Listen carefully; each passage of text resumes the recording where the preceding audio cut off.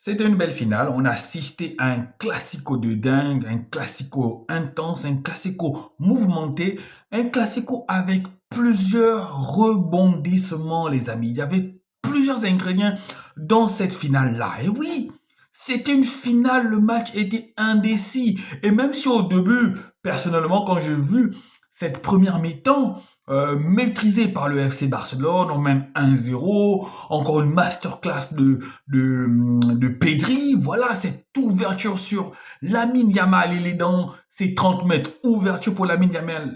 Lamine Yamal qui temporise, qui se retrouve face à Juan Fray, mais qui a quand même la vista pour mettre ce tamour de ballon là. Et Pedri qui ouvre son pied magistralement. 1-0 pour le Barça. Je me dis, voilà, c'est lancé, c'est parti. Le Barça aura un match facile, un match tranquille. Et toute la première mi-temps, oui, le Barça a géré. Le Barça a même trop géré. Le Barça a même peut-être pris un peu de haut ce Real Madrid-là.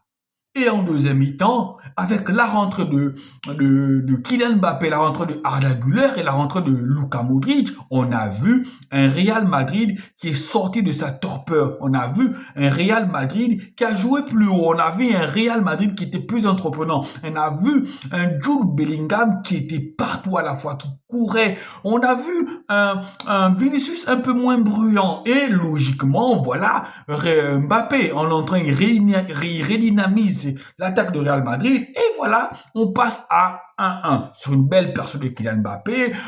Voilà, Franck de Jong commet la faute. Et Kylian Mbappé se fait justice lui-même, coup franc magistral, beau but, voilà. Et après, on a encore une grosse domination du Real Madrid. Et puis voilà, ce but de Tchouaméni qui fait en sorte que le Real Madrid passe devant. Et après, on voit, après ce but-là, un FC Barcelone qui recommence à jouer un peu, qui remet le pied sur le ballon et surgit de sa boîte, le GOAT, Ferran Torres qui vient redonner, qui vient égaliser, qui vient mettre ce but-là sur cette sortie aussi hasardeuse de Thibaut Courtois. Et Ferran Torres ne se loupe pas, Ferran Torres ne trempe pas. Ferran Torres, cette saison, oui, c'est le GOAT. Il ramène le FC Barcelone à 2-2. Et après, ce sont les prolongations. Dans les prolongations, les deux équipes s'observent, les deux équipes sont à bout, les deux équipes attendent, excusez-moi, les deux équipes attendent sûrement la séance de tir au but. Voilà, de l'autre côté, Ketchny qui n'est pas très rassurant et de l'autre côté, Thibaut Courtois qui s'emploie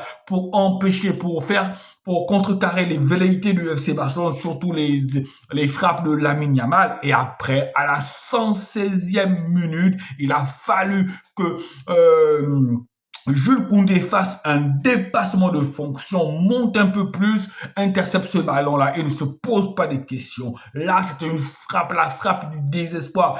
Est-ce que Jules Koundé savait que cette frappe allait rentrer? Je ne pense pas, mais il a eu quand même la lucidité d'essayer cette frappe. Et c'est rentré. Explosion. Le FC Barcelone se retrouve devant le FC Barcelone. Je sais que quand Jules Koundé a marqué ce but-là, je savais que plus rien ne pouvait nous arriver. Notamment, cette belle finale-là, voilà, est entachée par le comportement des joueurs de Real Madrid. Moi, je dis bien le comportement du joueur de Real Madrid. Tu as un Vinicius, tu as un Rudiger et tu as sûrement un Alaba aussi.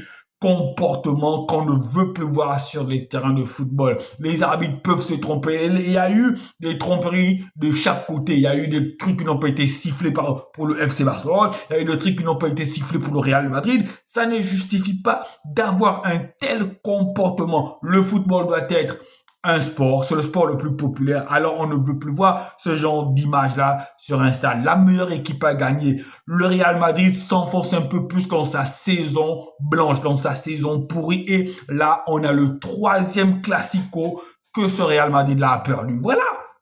Cette année, les choses sont simples. Le FC Barcelone est supérieur au Real Madrid et il faut que vous, amis merengues, vous puissiez le comprendre. On a eu encore un match aujourd'hui, samedi, et après la récupération, le FC Barcelone aura un gros match face à l'Inter mercredi. Est-ce qu'ils vont se reposer pour récupérer? Après, on a aussi vu que Jude Bellingham et les joueurs du Real ont eu un peu des actes d'anti-jeu quand on sait que le Real Madrid, sincèrement, sa saison en Europe est finie. Mais Il y a des moments, j'ai eu peur pour les joueurs comme Pedri, j'ai eu peur pour Rafinha, j'ai eu peur aussi pour Lamine Yamal, hein, parce que parfois, les joueurs du Real ont laissé traîner la semelle. Allez, amis barcelonais, félicitations encore à nous. Je vous dis bien que cette année, on est en course pour prendre les 3 trophées. On a déjà pris la Coupe du Roi. Je sais que la Ligue en l'aura. La Ligue des Champions, il va falloir qu'on se débarrasse de l'Inter, mais si on accède à cette finale-là, je vous dis, on aura la Ligue des Champions. Merci à Hansi Flick, merci à toute cette équipe-là, merci à la jeunesse dorée du FC Barcelone, et je vous dis à bientôt. Ciao, ciao.